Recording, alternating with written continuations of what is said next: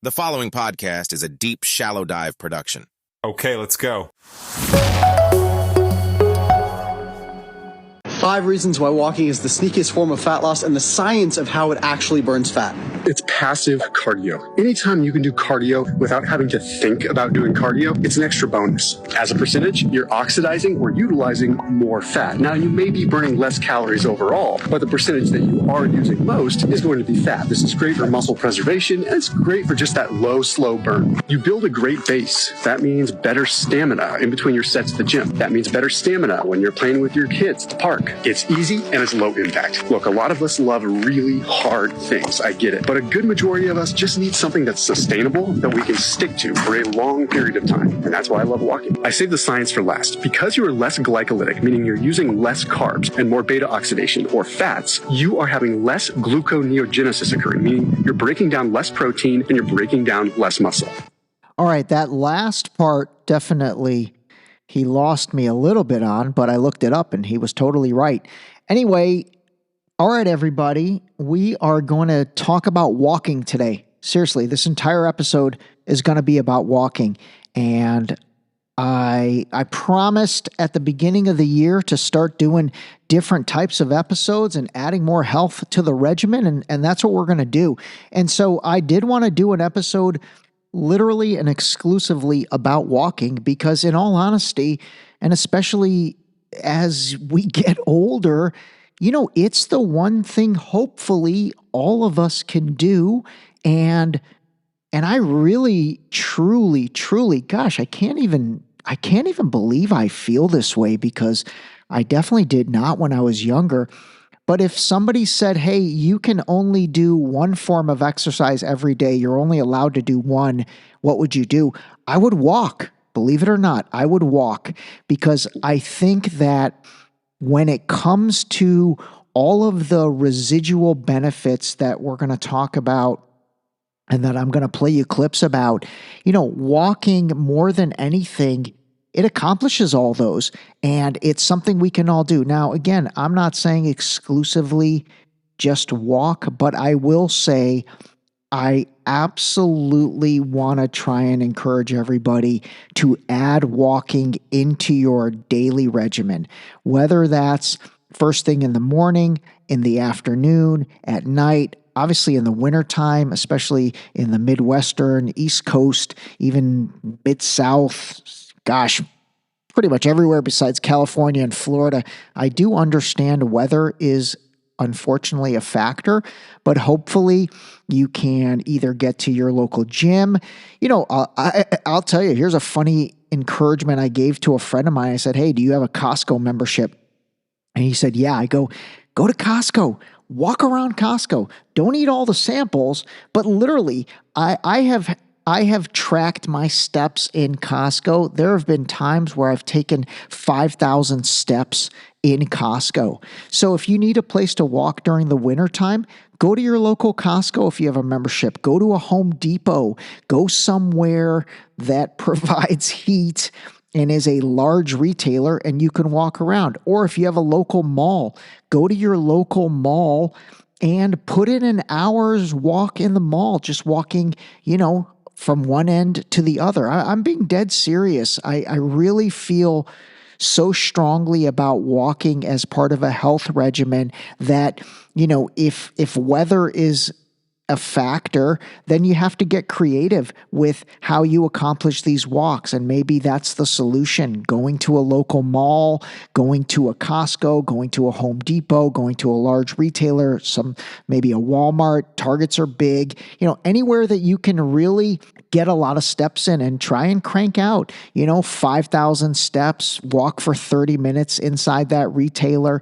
And by the way, obviously this will differ for everyone based on your stride length and all that. But just to put it in a little bit of perspective, 5,000 steps is roughly maybe 2.2 miles, something like that. So like when I track my steps and I get to that 10,000 step mark with my Fitbit, which I strive for every day, for me, that comes to like 4.44 miles. So 5,000, half of that is going to be 2.2 miles. And by the way, we'll talk about tracking in a little bit. But again, when it comes to walking, let me play this for you because this is to me the most important thing. Some of the benefit of walking that can help all of us are hidden in the details. And one of those details is the clearing of your lymphatic system. So your lymphatic system is your sewage system in your body, and you make between 3 and 4 liters of lymphatic fluid every day. So you have your circulatory system, and then you have the sewage system. And the sewage system handles all the old cells, all the broken down proteins, all the waste products of your body, all the normal waste sort of processes are dumped through your lymphatics, comes back up into your circulatory system, and then gets cleared by your kidneys and your liver. But if you don't pump your legs or move your arms, then it's really difficult for you to clear your lymphatic system. In fact, people even talk about the calves as like the second heart, that they're a huge driver of blood flow into the system and reclaiming that lymph back into the circulatory system. It's one of the reasons that you get cankles. If you fly on an airplane, you get those swollen ankles. That's basically the sinks of your body backing up, and you're getting that congestion of those tissues. If you walk that 8,000 steps, one of the reasons that really helps is that it helps to just move the waste through your body, normal waste, decongest, pump your lymphatics.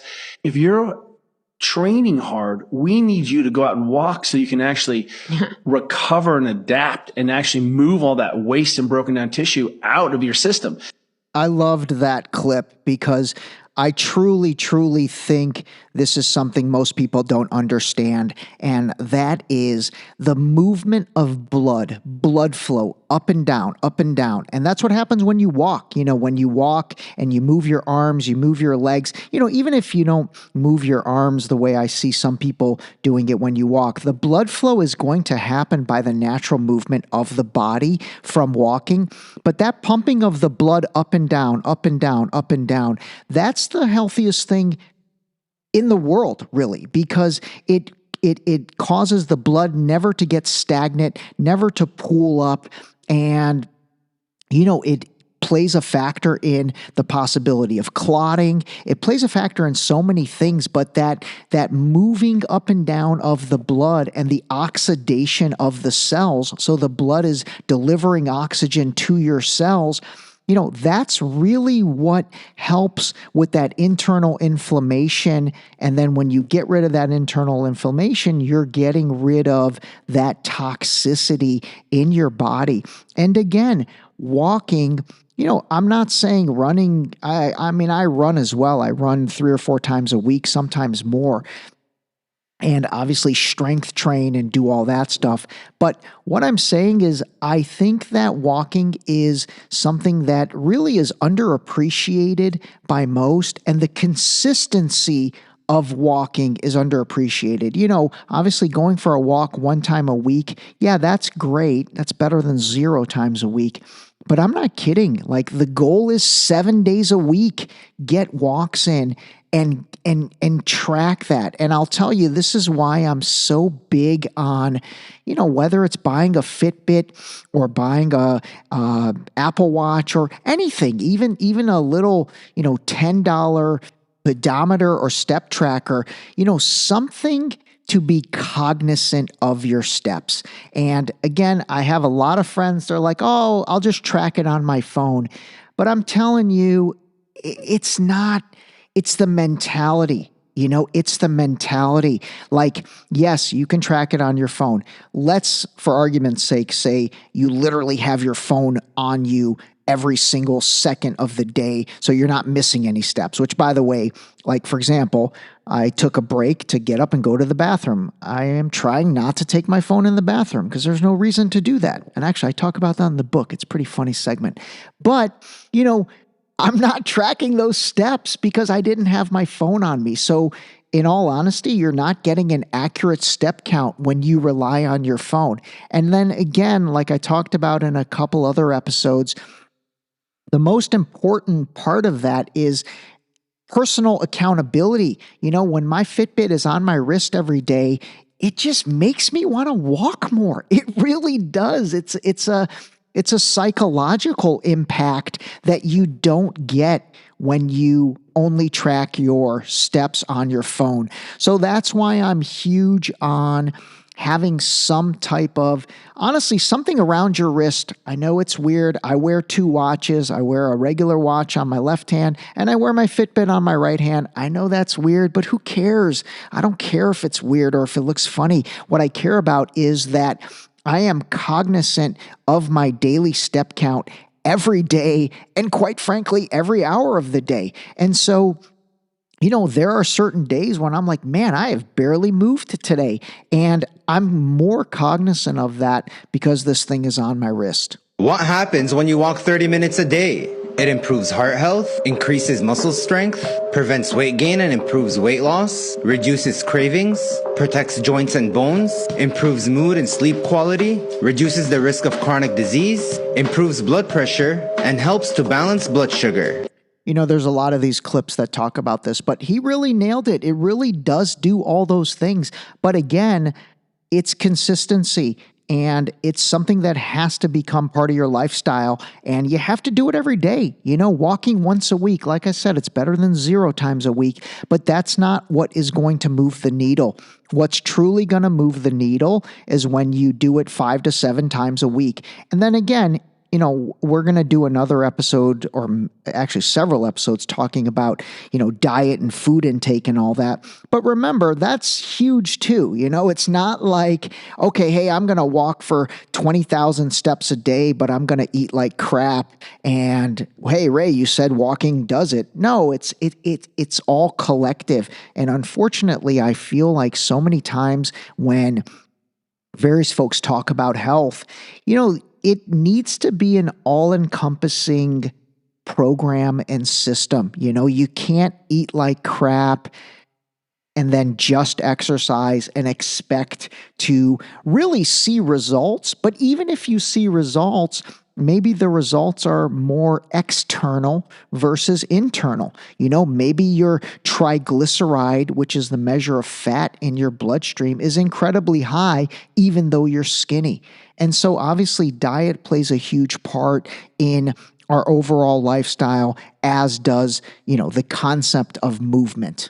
Walking versus traditional cardio. Because I think when people think like weight loss, weight management, you have to be sweating a ton, you have to be killing yourself. Talk about why you like walking over I like walking, like well, for a few reasons. One is I took a year off my practice years ago. I think we talked about this before. And I traveled to the 10 healthiest countries in the world. I wanted to know what are they doing that we're not doing, and what are we doing they're not doing. They're living a decade longer than us. They're living better than us. And the one thing they all had in common is they all walked 2.5 times what we walk here in the United States. Over 11,000 steps a day. The average American was about 4,200 steps a day. So they're walking 100 miles a month more than us. If 1,200 miles a year. Forget about diet. If someone walks 1,200 miles a year more than you, they're going to look different. They're going to feel different. The second was walking is something that almost anybody and everybody can do. You don't need to change your outfit for it. You don't need to put on special equipment for it. It's a form of transportation.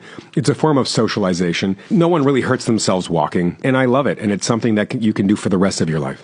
So that was Harley Pasternak. He's actually a pretty famous personal trainer recently, although he was linked to Kanye West, and Kanye said some interesting things about him. But anyway, regardless of that, he is a very famous personal trainer. And so, what I liked about what he said and talked about was, going to other countries and seeing what they're doing that we're not in the United States. And honestly, it really does come down to walking. Obviously, diet is huge too. I think the food system and the way we consume food in the United States is just different versus really almost the rest of the world, probably. I think the rest of the world, and here's how I sum it up. I think most other countries, you have these small little bodegas and small little shops, and most of the rest of the world, they shop for that day or maybe that 2 days, 3 days, whereas myself included, I'm totally guilty of this. We shop for like 3 weeks at a time, and we stock up our refrigerator and stock up our freezer and all that. So that food supply obviously and the relationship with food is something else we'll have to talk about. But at the end of the day, I think one of the huge differences between the health of the United States and other countries comes down to walking. And I've talked about New York City as an example.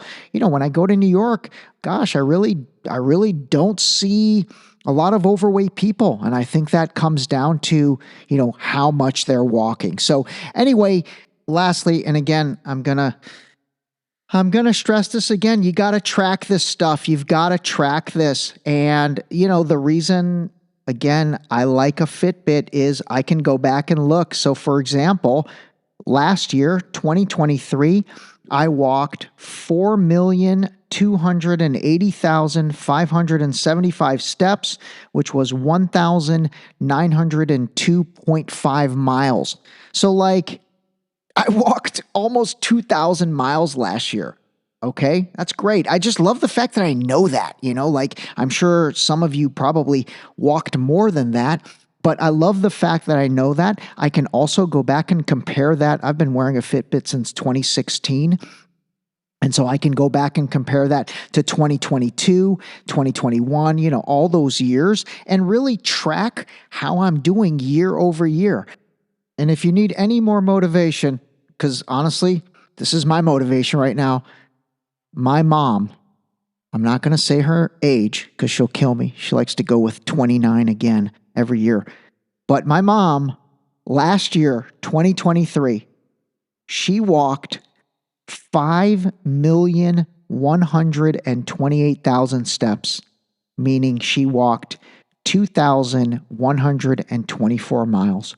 So if you're keeping track at home, my mom walked almost 900,000 steps, more than I did last year. That is insane. That is truly insane. All right. Anyway, I know some of you might have started this episode thinking, duh, of course walking, but I got to drive this point home over and over and over again. We're going to do more health-related stuff. I'm actually going to organize the website and the podcast to where I will group the health episodes together so they're easier to find. But anyway, walk, get out there, make it part of your lifestyle, figure out how to do it. If you need help, call me, DM me, text me, whatever it takes. I will help you figure out a plan in order to get you walking. All right, everybody, get out there walking and call a spade a spade. This episode was brought to you by Boost Liquid Vitamins. Wake up, take your Boost, start your day. Drink your vitamins, build your immune system with Boost. Available on Boost.com.